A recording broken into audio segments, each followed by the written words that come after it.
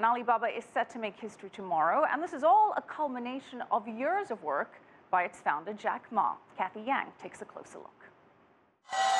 Jack Ma, founder of Alibaba Group, is China's richest man, and he's about to become a lot richer.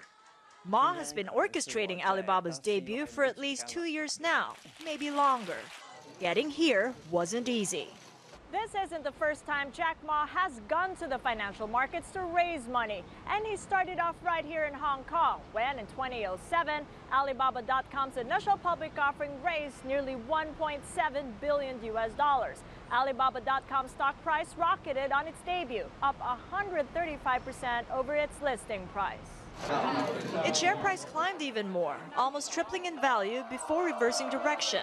Alibaba.com sank so low that the company decided to delist from the Hong Kong Stock Exchange in 2012.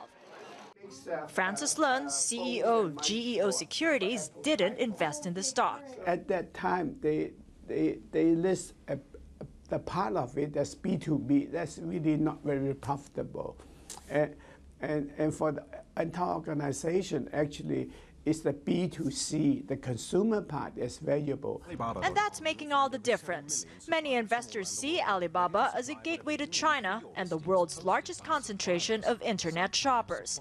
Alibaba's web portals control 4/5 of all e-commerce in China, says Alex Wong of Ample Capital. Alibaba becomes a very convenient gate for foreign banks to enter China.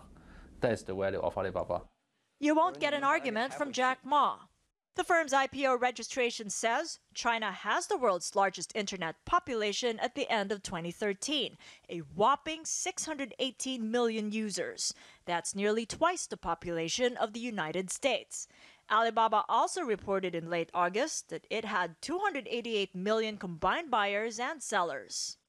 For this IPO, Alibaba considered listing in Hong Kong again, but that stalled after the securities regulators led by Charles Lee refused to exempt Alibaba from rules that could limit the amount of control that Jack Ma and his 27 partners retain over Alibaba after the IPO. Ma abandoned plans to list in Hong Kong and chose the New York Stock Exchange instead. The company shook off a corruption scandal, a short-lived backlash against changes to the site, and a partial divorce from Yahoo, clearing away obstacles to an IPO. In August, Alibaba reported this year's first quarter earnings had tripled and sales climbed 46%. The question is whether Alibaba will sustain that momentum through its first day of trading and beyond. Cathy, CCTV, Hong Kong.